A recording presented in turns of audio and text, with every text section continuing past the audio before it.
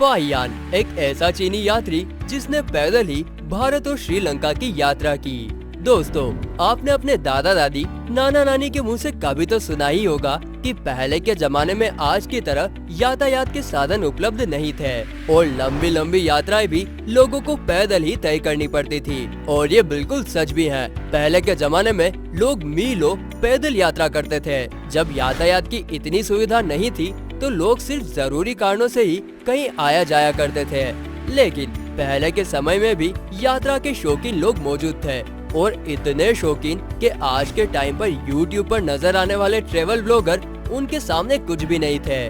आप खुद ही सोचिए, घूमने और यात्राओं का ऐसा शौक कि ना रास्ते में आने वाली नदियाँ दिखाई दे, न पहाड़ और न ही जंगल।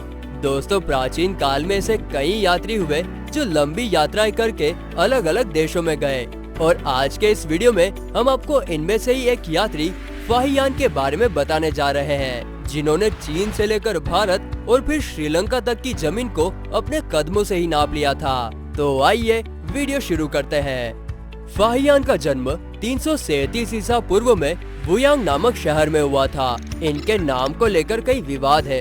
कुछ लोग इन्हें फाहियान जबकि कुछ लोग फाशियान भी कहते हैं। कहा जाता है कि बचपन में फाहियान बहुत बीमार रहा करते थे। उनके 3 भाइयों की मौत भी बचपन में ही हो गई थी। फाहियान के स्वास्थ्य से चिंतित उनके माता पिता ने उन्हें बौद्ध विहार में भेज दिया।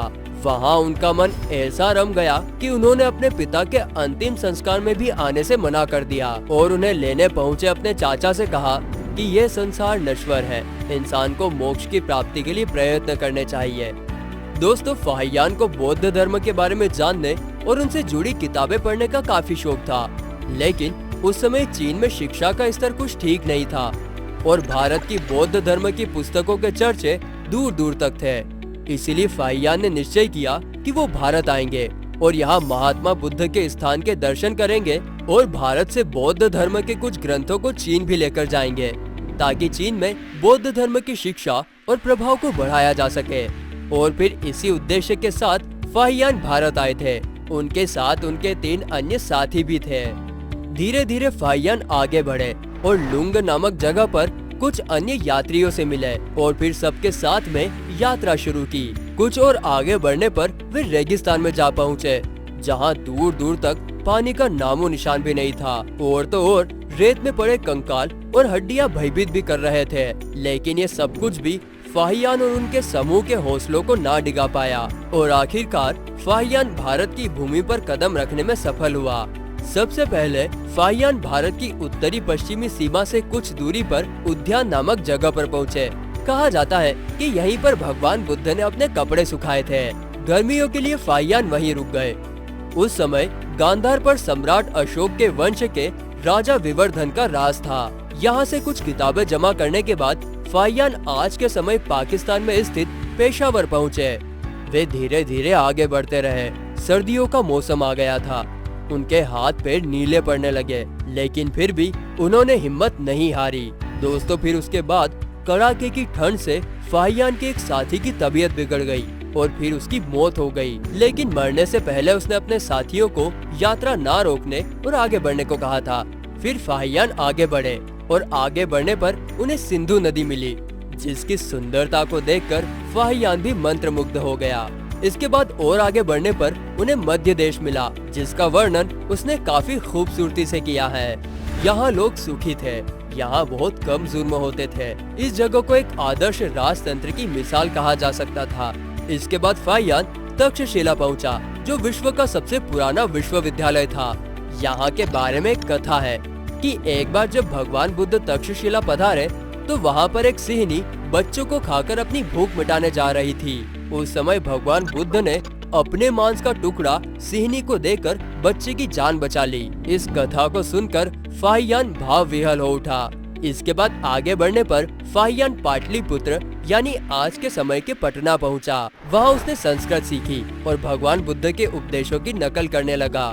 सम्राट अशोक के महल को देखकर तो वो इतना प्रभावित हुआ कि उसने अपनी पुस्तक में लिखा है कि इस नगर को तो भगवान ने बसाया होगा।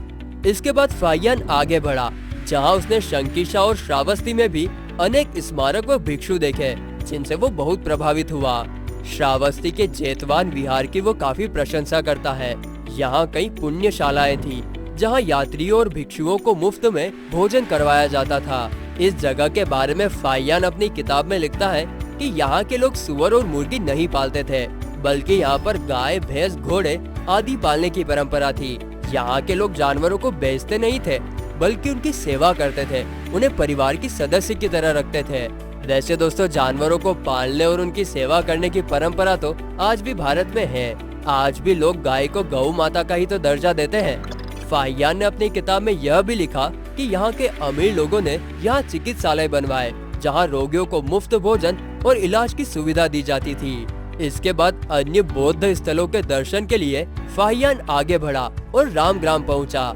अगर आप रामग्राम के बारे में नहीं जानते तो आपको बता दें कि जब अपना घर और राजपाट त्याग कर बुद्ध संन्यास के लिए निकले थे तो वे एक घोड़े पर सवार होकर निकले थे, लेकिन रामग्राम पहुंचने पर वहां से उन्होंने घोड़ा भी लौटा दिया था।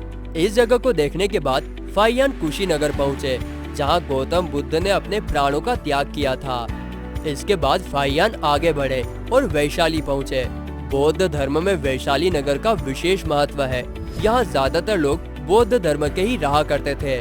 वैशाली से 8 कोस की दूरी पर महात्मा बुद्ध के शिष्य आनंद की मृत्यु हुई थी।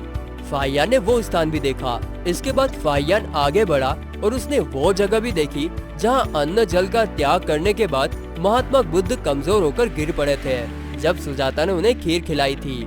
जिस चट्टान पर बैठकर महात्मा बुद्ध ने खीर खाई थी, फाहियान ने उस चट्टान पर फूल चढ़ाए। यहाँ वो बोधि वृक्ष भी था, जिसके नीचे तप करके महात्मा बुद्ध को ज्ञान प्राप्त हुआ था। हालांकि फाहियान के समय वो पुराना पेड़ तो नहीं था, लेकिन एक नया पेड़ उग आया था। फाहियान ने इस पेड़ के नीचे काफी समय बिताया। इस दौरान उसकी आंखों में आंसू थे। इस जगह की पूजा करके वह राजगृह पहुंचा। एक जगह पर उसे 42 रेखाएं खींची मिली। असल में राजा शुक्र ने भगवान बुद्ध से 42 प्रश्न पूछे थे। उसकी शर्त ये थी कि सभी प्रश्नों का उत्तर मिलने पर वह बुद्ध की शरण में आ जाएगा। हर एक सवाल का जवाब मिलने पर राजा शुक्र एक रेखा खींच देता था और इस तरह आखिरकार सभी सवालों के जवाब मिलने पर राजा शुक्र बुद्ध की शरण में आ गया। इसके बाद आगे बढ़ने पर फाहियान ने वो अग्निकुंड भी देखा जिसमें देवदत्त ने भगवान बुद्ध को जलाकर मारने का प्रयास किया था। और फिर इस तरह धीरे धीरे करके फाहियान ने भारत में हर उस जगह को देखा जहां से उसे बौद्ध धर्म से जुड़ी जानकारी मिलने की उम्मीद थी। और दोस्तों, इस दौरान उसने बौद्ध धर्म से जुड़ी बहुत सी किताबें भी इकट्ठी की थी। इसके बाद उसके मन में सिंहल द्वीप यानी आज के समय का श्रीलंका देखने की इच्छा हुई। श्रीलंका के बारे में वो लिखता है कि यहाँ के लोग समुद्र में से मोती निकाला करते थे और हर 10 मोती पर 3 मोती राजा को कर दिया करते थे। यहाँ चौराहों पर हर दिन उपदेश होते थे, गरीबों को कपड़े और भोजन दान दिया जाता था। इसके बाद उसे व्यापारियों का एक जहाज मिला जो कि चीन जा रहा था और फाहियान की यात्रा भी लगभग खत्म हो गई थी, तो वो भी उनके साथ हो लिया। रास्ते में भयानक तूफान आया। व्यापारियों ने फाहियान को किताबें फेंकने को कहा, लेकिन दोस्तों, इतनी मशक्कत से इकट्ठी की गई किताबें कौन फेंकेगा। उसने अपना सारा सामान फेंक दिया, लेकिन किताबें नहीं फेंकी। तूफान थमने के बाद वो जावा द्वीप पर पहुँचे, जहाँ 5 महीने इंतजार के बाद फाहियान ब्राह्मणों के समूह के साथ चीन के लिए रवाना हुए।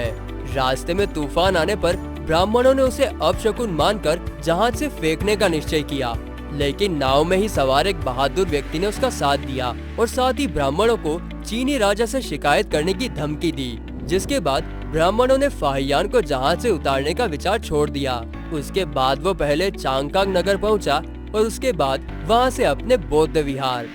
दोस्तों, जब लोगों को पता चला कि फाहियान भारत की यात्रा करके लौटा है तो उसकी खूब वाहवाही हुई। तो दोस्तों, ये थी चीनी यात्री फाहियान के जीवन की कहानी। वैसे दोस्तों, अगर आपको इतनी लंबी यात्रा करनी पड़े तो क्या आप कर पाएंगे? हमें कमेंट्स करके जरूर बताइए। और ऐसी ही अन्य रोचक जानकारियाँ पाने और हमसे जुड़े रहने के लिए चैनल को सब्सक्राइब करना ना भूलें, ताकि कोई भी नई वीडियो आने पर आपको नोटिफिकेशन सबसे पहले मिले। Thanks for watching.